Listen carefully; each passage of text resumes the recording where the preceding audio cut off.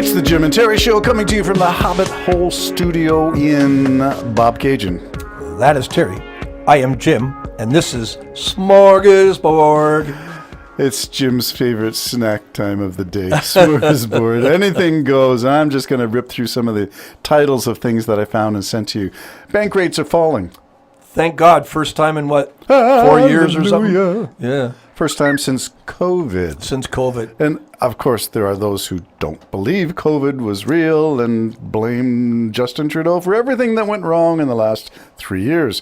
2020, 2021, 2022. That's 2023, recovery. 2024. Knock on wood that I think we're okay. We're out of it. Yeah. I can't really knock that. Of course, I do believe that COVID did exist. I believe it was a very, very dangerous thing to happen to humanity. I think most of us battled through it. And yet, Marjorie Taylor Greene was in question period with Dr. Fauci. Well, that was just disgusting. Are we the only older people in the audience who think that there is a problem with I'm going to say COVID denialism, or Dr. Fauci made billions from the companies who are producing vaccines? They'd call him, she wouldn't even call him doctor. Look, we shouldn't have to defend Dr. Fauci. No. And I want to remind all of those people that he was Dr. Fauci under President Donald Trump. He was advising Donald Trump, who ignored a lot of it, and a lot of Americans died because they did not follow Dr. Fauci's. I think there you go. And he did serve six U.S. presidents of all political parties. He's a fine man. He had to probably do some horrible experiments. I don't know, but he's a scientist. He's not the only one that did that. You want to stop all science? Okay, maybe that's another story. But to tear the strip off that man who dedicated his life, Marjorie, and you say, I'm just gonna call you Fauci because you're no doctor. You should lose your license. She's just over the edge and needs to be replaced. I wondered why, in his gracefulness, I guess, he didn't return with bleached, blonde, bad-built, butch body, or whatever she was called by somebody on the congressional floor. Anyway, that's terrible. But I've been telling you that this is not going away, that as I go through my Twitter feeds, it's in social media still, that the COVID was either real or not real, that it was vaccines either hurt you, or killed you, or didn't help the situation. We would have got through it anyway. Or masking doesn't work, or social distancing doesn't work. Listen, this stuff is still going on. Okay, listen, folks, take it from a guy who believes he had a bad reaction to the whole COVID thing. And I still do. Even what I'm suffering with right now still might be long-term COVID. I have no bloody idea. But here's my point. Somebody said the other day, "Oh, so you got COVID and you had the shot." I said, "Not one well, shot. yeah, How but many shots did you get?" I've had a shot for flu, and I got the flu. Mm-hmm. I mean, it doesn't kill you. That's the point. I didn't die. I didn't go into a hospital and die. And yes, every now and then, someone's not going to have a good reaction. My daughter, and there will be serious adverse reactions. Yeah, one of my daughter-in-laws had long-term COVID that she's still suffering through now.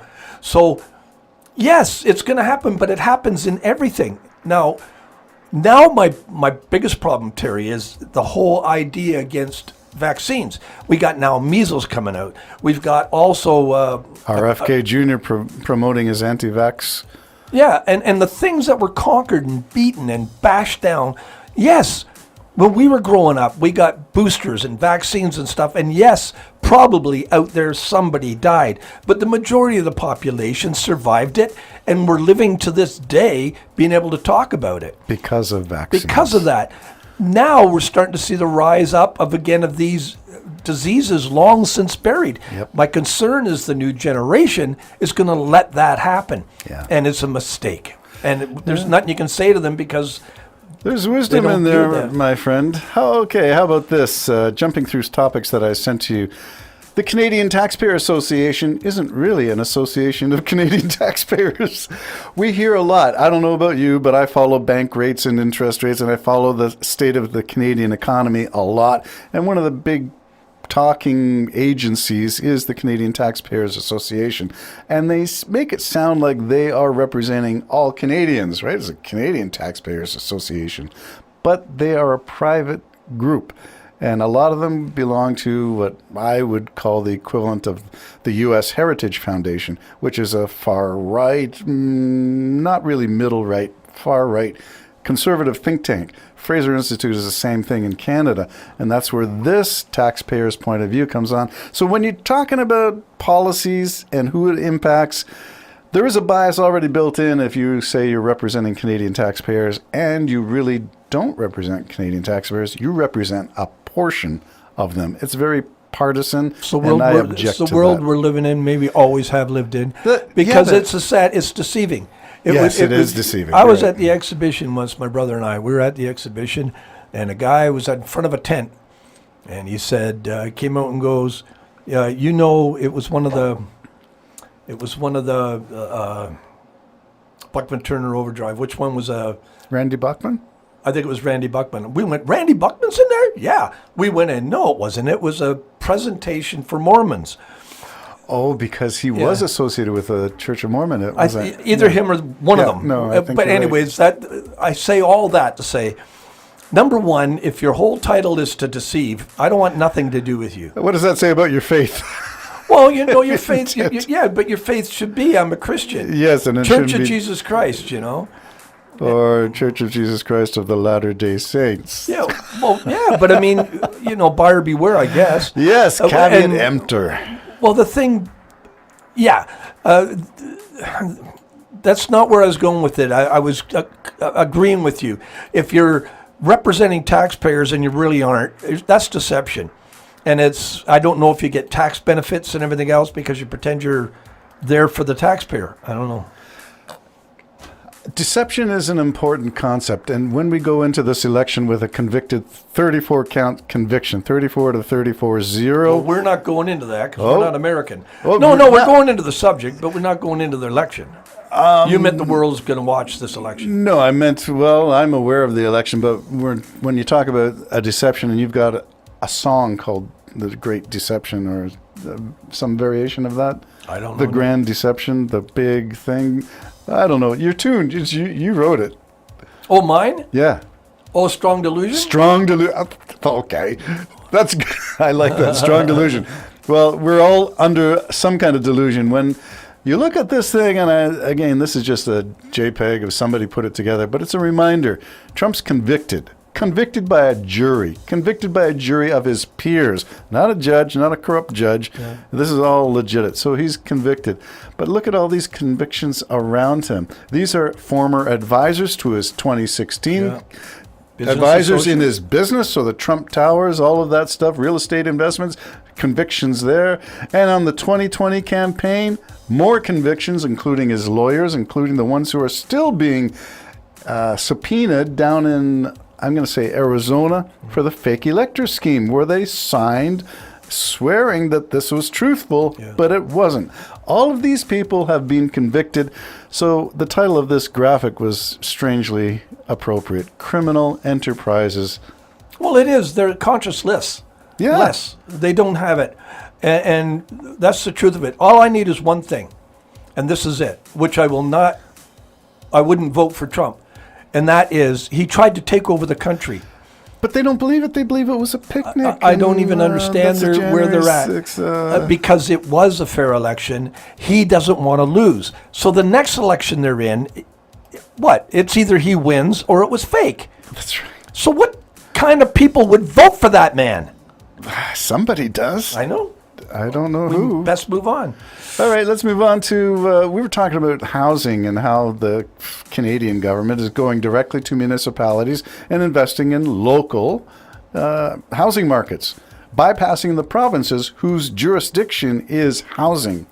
So my question was simply this: why are we short of housing stock? And one of the considerations is that corporations, and I have a big bugaboo about corporations, is that they are buying up housing stock, and they are taking houses off the market, renting them out as Airbnbs or some other form of business, but it's not residential housing for Canadians, and that is a problem. Well, I don't know. You're always going to have greed, Terry. Yes, greed. Isn't that something? You're always going to have it. It's always going to be there. People are always going to use and abuse. And, that's just the way it is. I told you a story. It was a rock star was in Toronto, and it was a DJ, ended up with them at the table of numerous people. And the booze was flowing. The champagne was flowing. And this poor DJ got stuck with the bill. Wow. And I've heard more and more times that happened.